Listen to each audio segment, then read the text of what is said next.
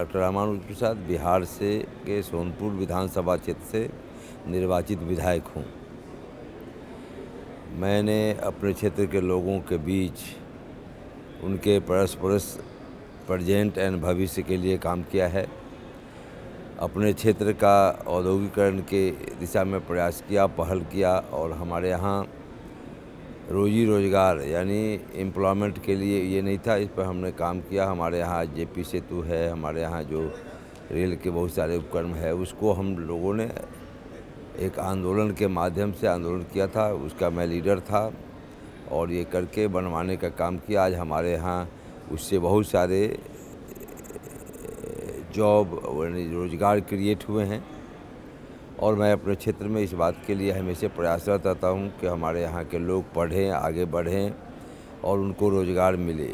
इसके लिए मैं इंस्पायर्ड करता हूँ यूथ को, स्टूडेंट को और अपने जो हमारे वोटर्स हैं, हमारे जो इलेक्टोरेट हैं, हमारे जो मैंडेट है, सबको मैं कहते रहता हूँ भाई गरीब लोग जो देश को अगर में अपनी भागीदारी सुनिश्चित करना चाहते हो, आप अगर जानना चाहते हो कि हमारे अधिकार क्या है, हमारे कर्तव्य क्या हैं, तो इसके लिए हम लोगों को अपने बच्चों को, अपने पालियों को, अपने बाल बच्चों को हर हाल में पढ़ाना चाहिए। लोग पढ़ा रहे हैं, आप पढ़ लिख के आए हैं, मैं आया हूँ, लेकिन आज भी गरीबों के बीच जिनके लिए काम किया था अम्बेडकर ने, जिनके लिए मार्टिन लूथर किंग ने काम किया, जिसके लिए अब्राहम लिंकन ने प्रयास किया, जो भेदभाव किए जाते हैं मानव से मानव के बीच, रंग भेद, जाति भेद, धर्म भेद, आज हमारे देश में भी एक विशेष प्रकार का माहौल ये लगता है, जिससे लगता है कि हमारा डेमोक्रेसी ही कहीं डेंट हो रहा है,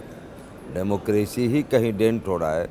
इस पर हमारा खास ये होता है कि साहब देश में जो हमारी सरकारें हैं, चाहे राज्य की सरकार हो या सत्ता में केंद्र में बैठी सरकार हो, उसके शाख नहीं मरने चाहिए। अगर शाख मरे तो संविधान हमारा बढ़ जाएगा, तो शाख कमज़ोर होगा तो संविधान कमज़ोर होगा। हमारा संविधान कहता है कि हम मिलके काम करें। हमारी जो भारत की एकता में अनेकता, विविधता में एकता जो हमारी पहचान रही है, गंगा जमुनी तहजीब जो हमारी पहचान रही है, जिस पर हम चल कर के भारत के लोग दुनिया में एक बड़े larger democracy, strong democracy, success democracy की ओर बढ़ने की बात करते हैं, तो हमको चाहिए कि हमारे यहाँ भेदभाव, चाहे वो जाति भेद हो, संप्रदाय के आधार पर हो, रंग के आधार पर हो, ऊंच नीच के भाव के आधार पर हो, सबको ख़त्म किया जाना चाहिए।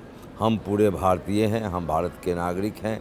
हम मिल के जो यहाँ वेन्यू है जो दिया गया है कि together for Bharat, together for Bharat का जो स्लोगन हम लोगों ने दिया है, हम सब लोग मिल कर के भारत को काम करें, भारत के लिए काम करें और भारत को दुनिया का एक खुशहाल देश बनाने के लिए काम करें। हमारे यूथ बेरोज़गार नहीं हो, इनोवेटिव हो, हमारा माइंड इनोवेटिव हो, हमारा education concept man to man जोड़ने वाला हो।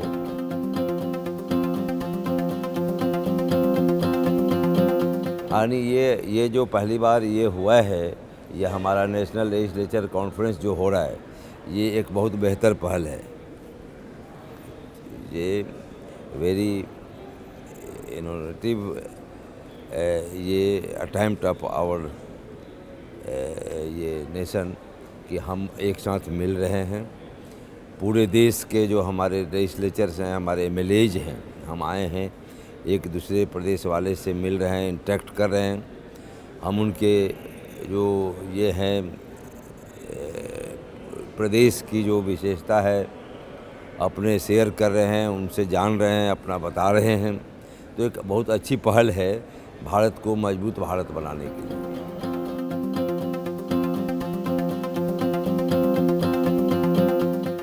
नहीं, वो तो मैं समझता हूँ कि उसकी शाखाएं, इसके ब्रांचेज को पूरे कंट्री वाइड करना चाहिए, पूरे देश में ले जाना चाहिए।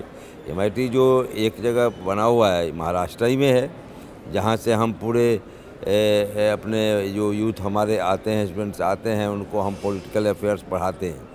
लेकिन ये है कि सेंट्रलाइज हो गया है, इसके ब्रांचेज पूरे देश में हों और हमारे आने वाली जो कमिंग जो हमारे पॉलिटिशियंस हों हमारे देश के, जिनके कंधे पर ये भारत जाना है, ये जो हमारे सब देश जाने हैं, जिनके कंधे पर राजनीति जाना है, वो मजबूत और एक विवेकशील, एक इनोवेटिव सेंस लिए हुए आया हमारा पॉलिटिशियन आए। इसके लिए मैं समझता हूँ कि इसके ब्रांचेज को देश के अन्य राज्यों तक ले चलना चाहिए, गांव तक पहुंचाना चाहिए।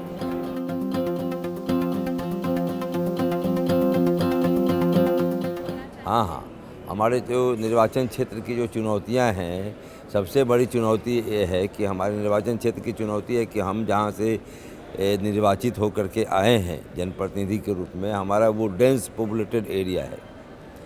हम लोग लैंडलॉक स्टेट से आते हैं।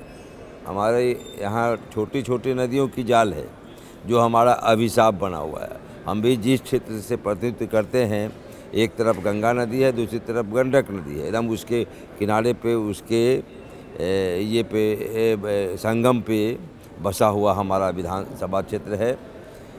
हम बाढ़ से भी परेशान होते हैं, हम जल जमाव से भी परेशान होते हैं, प्रकृति का मार हुआ तो सूखा भी झेलते हैं। हमारे यहाँ खेती बाड़ी पर आधारित जीवन नहीं चल सकता। हमारे यहाँ रोज़गार चाहिए, उद्योग चाहिए, जो हमारी क्षेत्र की सबसे बड़ी समस्या है। और वो चूँकि रोज़गार के लिए वहाँ उद्योग इसलिए आवश्यक है कि खेती आधारित जीवन जीने का स्कोप बहुत कम है, ज़मीन ही नहीं है। हम बहुत ही ज़्यादा घनत्व वाले इलाके से निर्वाचित होकर आते हैं। हमारे यहाँ कौन सा गांव कहाँ ख़त्म हुआ और कौन गांव कहाँ से शुरू हुआ, ये पता ही नहीं चलता। इतनी जनसंख्या है, इतनी घनी आबादी है कि हमारे यहाँ खेती के लायक ज़मीन बचे ही नहीं है। वैसे हम अपनी राजधानी पटना के करीब का इलाका हैं। गंगा के एक साउथ एम्बैंकमेंट पे पटना बसा है और नॉर्थ एम्बैंकमेंट पे हम बसे हैं। लेकिन वो पटना की जो आबादी, घनी आबादी है, उसी तरह हमारे क्षेत्र की घनी आबादी है और रोज़गार के साधन बहुत कम हैं। इसलिए रोज़गार के सृजन के लिए मैं भी प्रयास करता हूं और अपनी सरकारों से भी मेरा ये होगा कि जो हमारे यहाँ ये जाति और धर्म की राजनीति नहीं करके रोज़गार की राजनीति हो, काम की राजनीति हो, शिक्षा की राजनीति हो। हमारे यहाँ से जो है एक ऐसे यूथ निकल के आए जिनमें एंटरप्रेन्योरशिप हो, जिनको जो जॉब सीकर बनने के बजाय जॉब प्रोवाइडर बने।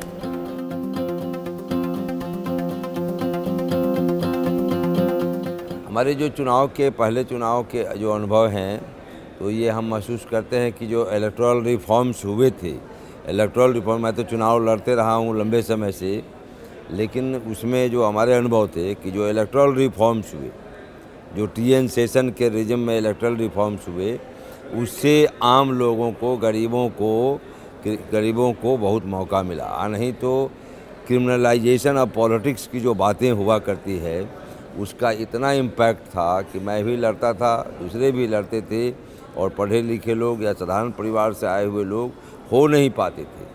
लेकिन जब इलेक्टोरल रिफॉर्म्स हुआ, जब टीएन सेशन आए, सभी लोगों को, आम मतदाता को, गांव, गरीब, किसान, मजदूर, सबको, जब नौजवान सबको मतदान करने का अधिकार मिला, वो पोलिंग स्टेशन तक गए, तो राजनीति में एक बहुत बड़ा बदलाव आया था। बहुत बड़ा बदलाव आया, देश आगे बढ़ा।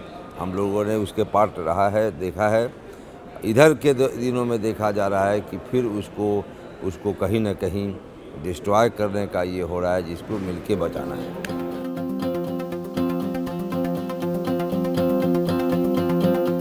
भारतीय लोकतंत्र की सबसे अच्छी विशेषता हमारे संघवाद से ये है कि हम अनेकता में एकता तो लिए हुए हैं। हमारा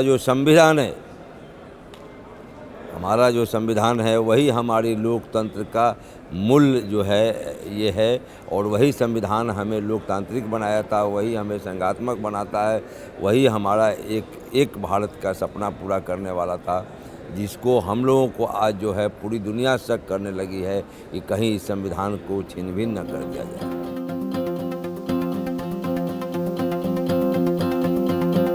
हमारे लिए सबसे यादगार चुनाव अगर देखा जाए, तो मैं जब से चुनाव लड़ रहा हूँ, तो तब से मैं ये देख रहा हूँ कि साहब जो ये है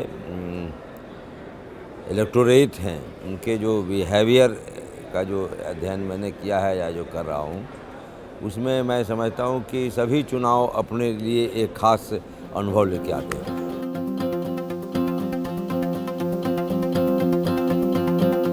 नहीं, मैं युवाओं से यही आग्रह करूँगा कि राजनीति में आएँ तो एक जो है इस उद्देश्य से आएँ कि पहले तो पढ़े लिखे युवा, पढ़ कर के इनोवेटिव बने और क्रिएटिव माइंडसेट लेकर के आएँ। नेशन और स्टेट और सोसाइटी की सेवा प्रदान करने के लिए आएँ। आज राजनीति जो बदलता जा रहा है व्यवसाय के रूप में, जो दुखदाई है, दुनिया जो दक्षिण पंथ के लेकर के सेल्फ सेंट्रिक हो रहा है। दक्षिण पंथ वही है, पूंजीवाद, व्यक्तिवाद, इसमें जो दुनिया जा रही है उससे दुनिया को निकाल करके और एक बेहतर दुनिया तभी बनाया जा सकता है जहां समाजवादी समाज का अवधारणा हो।